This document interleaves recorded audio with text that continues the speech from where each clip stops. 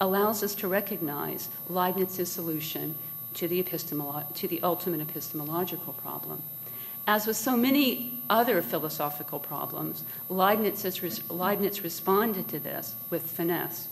For him, it was obvious that God is everywhere, that everything is in God, and even that we are intimately related to God epistemologically.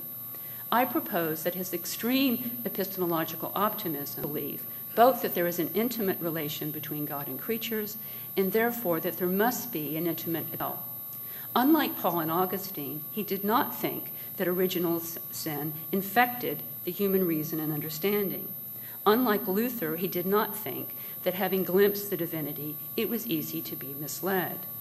Although he agreed with Melanchthon that a stable mind was easier to produce in a stable society, he did not think grace was required for insight into truths about divinity, at least not the non-revelatory ones. And while he agreed with his German Lutheran predecessors that the proper methodology would help people arrive at the truth, he went much further than they dared to do. His extreme epistemological optimism is rooted in the view, as it was for Plotinus, that the beauty of the truths themselves would draw and motivate humanity. Let's consider his solution to the ultimate epistemological problem. I remind you that the severity of the problem seems to increase the more fully the divine nature is in the world and in us. The more the divine nature is supposed to be in things, the easier it should be to know it. The apparent paradox is this: God is everywhere but nowhere to be found. Leibniz's response to this paradox is to claim that God is everywhere and therefore everywhere to be found. He believes that to have any sort of knowledge is to glimpse God, and moreover, to have any sort of knowledge is to love it and want more. So whatever sort of knowledge it is, one has taken a step toward knowledge of the divine.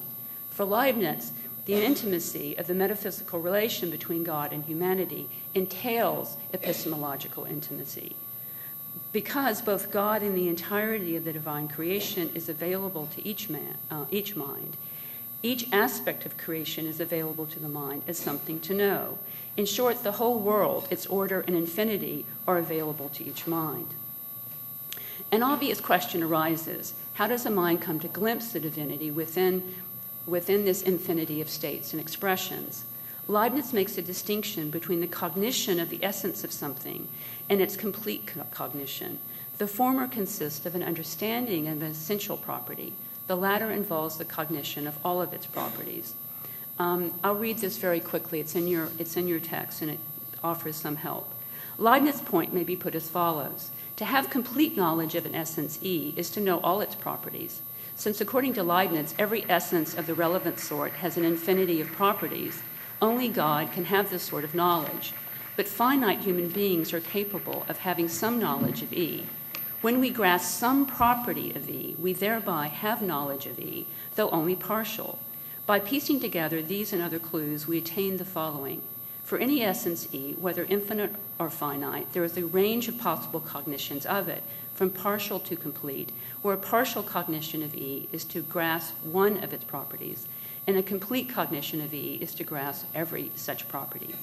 Moreover, for any essence E, whether infinite or finite, it may be represented or expressed more or less clearly, although each property of E is a partial expression of it. The bad news is that no finite human being will be able to have a complete cognition of any infinite essence, and therefore of any divine attribute. But the good news is that the attributes and eternal ideas of God are all around us to be glimpsed and to cause felicity. I'll skip reading these because I think I'm short on time. I'll read the second passage, the very end of the second passage here. It is in this sense that we can say that our mind sees all things in God. For Leibniz, then, our minds are created to find God easily within them. All we have to do is, sometimes he suggests, pay attention. Not only has God endowed the soul with the faculties it needs to know him, but it has also imprinted upon it characters which delineate him.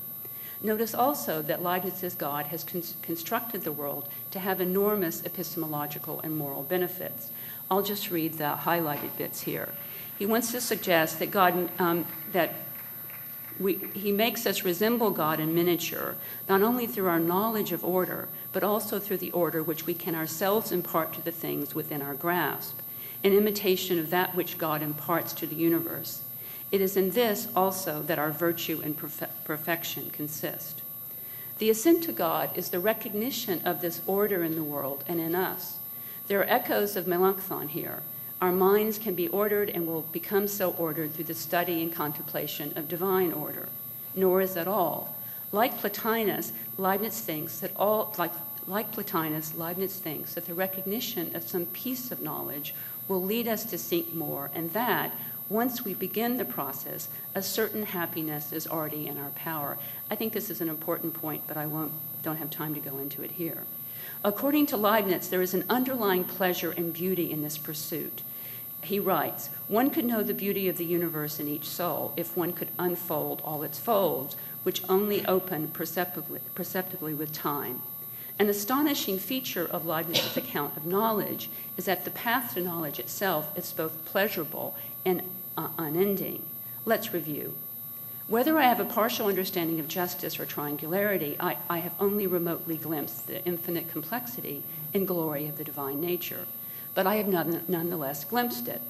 If I come to understand a property of justice, then I have a partial cognition of the essence of justice. Since justice is a divine attribute, it follows that I also have a partial cognition of God. Although there is a huge epistemological divide between a partial and complete understanding of justice, and an even greater one between a partial understanding of justice and a complete understanding of God, it is nonetheless true that to understand any attribute partially is to have a partial understanding of God, and hence to be on the path to a more complete knowledge.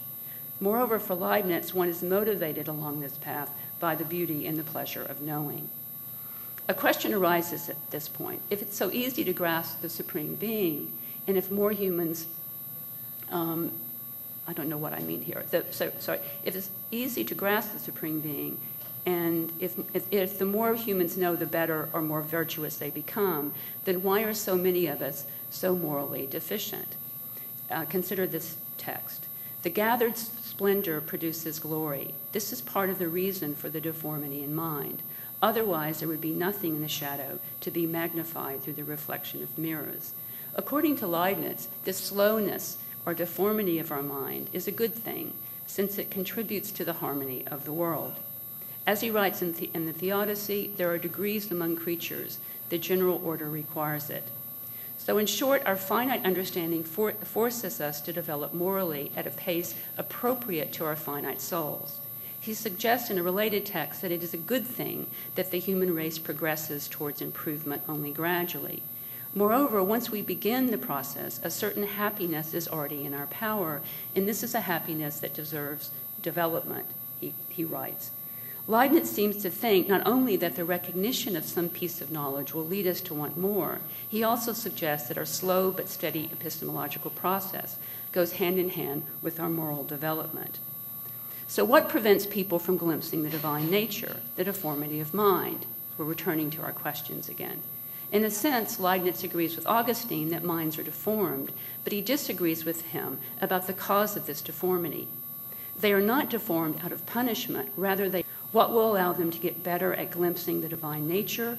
Leibniz flatly rejects Luther's pessimism about the ease in which humans are led astray. For Leibniz, despite this deformity, minds are poised to grasp the divinity, which they do as soon as they grasp an essence.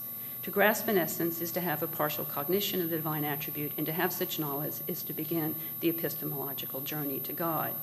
Is it ever easy to do so, and if so, how? For Leibniz, it is enormously easy to glimpse God and to be set on the right path to virtue. Moreover, each step in the journey contributes to the splendor or glory of the world, and thereby makes the world a better place.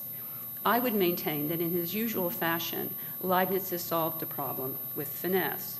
Now back, I think I have like 3 minutes left or something, back to the Theodicy and our original questions about it. Is it easy to acquire this ultimate knowledge or not? Is it easy to be motivated by the beauty of these conceptions or not? What does it mean to say that these conceptions are beautiful, and so on? In the context set by the ultimate epistemological problem and its main historical solutions, I think we can glimpse, if not God, then at least Leibniz's nifty solution to the problem. And in the context of Leibniz's solution, we learn a good deal both about the epistemology of the Theodicy and its place in the dawning of the Enlightenment. I'll just skip this, but just, getting back to what he says in the preface, that the book offers beautiful conceptions. And I've already suggested that the beautiful conceptions are what in the Theodicy? He's offering us a conception of justice, among other things. Now, this is an astonishing passage from the preface. I won't read all of it, but just the highlighted bits. Thus he made men happy by anticipation and gave them here on earth a foretaste of future felicity. So he's giving a story of the history of philosophy and history of religion. He offers Moses as having had an insight, and he brings in Jesus Christ as a person who had a special insight in this way. To love him, it suffices to contemplate perfections, a thing easy indeed, because we find the ideas of these within ourselves. The perfections of God are those of our souls, but he possesses them in boundless measure. He is an ocean whereof to us only drops have been granted. There is in us some power, some knowledge, some goodness, but in God they are all in their entirety. Order, proportions, harmony delights us. Now notice this, painting and music are samples of this.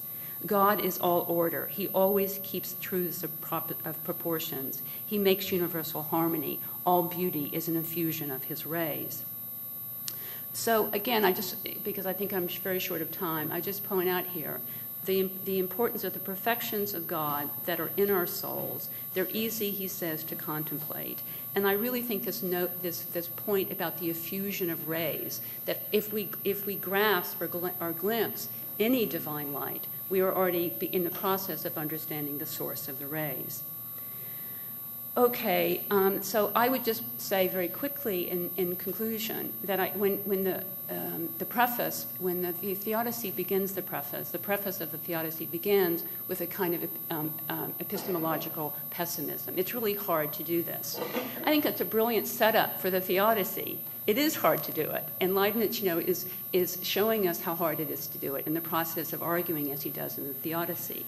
But yet in the Theodicy, he offers us an account of justice, arguments for it. It's not just an argument against Baal, it's an account of justice in the world, so that we can glimpse this aspect of justice, have a partial cognition of justice, so that we can start in the way to the true and accurate views of the world. So finally, this view of the Theodicy and its authors makes them seem, I think, more forward-looking than one usually thinks of Leibniz. He rejects the Augustinian idea that grace is required for knowledge of God, and goes well beyond the Reformation notion that Christianity is required for virtue. For Leibniz, everyone, whether pagan, Jew, Muslim, or other, can recognize the beauty and harmony in the world, love it, and develop more knowledge of it, and ultimately acquire virtue. The only thing that limits humanity in this pursuit of knowledge is the opinions of men, but with the proper contemplation of the harmony in the world, they can attain virtue. The grandiose plan is to improve the condition of humanity. It's a pity it didn't work. Thank you.